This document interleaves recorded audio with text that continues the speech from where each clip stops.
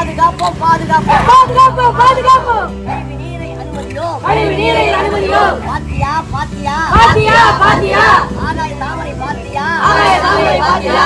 கழிவு நீரை பாத்தியா கழிவு நீரை பாத்தியா. பாழாவதை பாத்தியா பாழாவதை பாத்தியா. ஏன் என்ன கேட்டியா ஏன் என்ன கேட்டியா. குப்பைகளை கொட்டாதே கொட்டாதே கொட்டாதே கொட்டாதே கொட்டாதே கொட்டாதே. எங்களுடைய உதவி மூலமா எங்களுடைய விழிப்புணர்ச்சி மூலமாக இதை செய்ய வைக்க வேண்டும் என்பதுதான் எங்களுடைய குறிக்கோள். இரண்டாவது, இந்த உபரி நீர் மழை காலங்களில் உபரி நீர் வெளியே சென்று பிரைவேட் இடங்களாக அருள்முருகநந்தவரம் வழியாக நன்மங்கலம் ஏரியிலிருந்து செல்லும் உபரி நீர் கீழ்கட்டளை கால்வாய்க்கு சென்று சேர வேண்டும். இதுதான் இயற்கை. இந்த செம்பரம்பாக்கம் நீர்த்தேக்கம் பல ஆண்டுகளுக்கு முன் அமைக்கப்பட்டது. அதற்கு பிறகு எந்த ஒரு நீர்த்தேக்கமும் கிடையாது.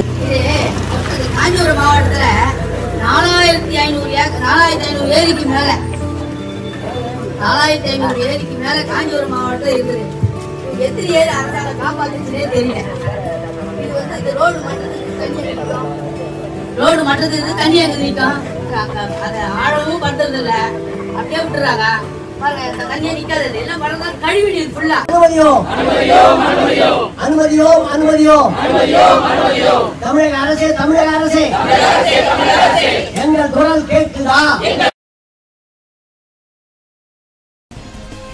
தாம்பரம் அருகே ஏரியை தூய்மைப்படுத்த வலியுறுத்தி பொதுமக்கள் ஆர்ப்பாட்டத்தில் ஈடுபட்டனர். செங்கல்பட்டு மாவட்டம் தாம்பரம் அருகே உள்ள நன்மங்கலத்தில் பொதுப்பணித்துறைக்கு சொந்தமான ஏரி உள்ளது. சுமார் 150 ஏக்கர் பரப்பளவிலான இந்த ஏரி பல ஆண்டுகளாக பராமரிப்பின்றி ஆகாய தாமரைகளால் சூழப்பட்டுள்ளது.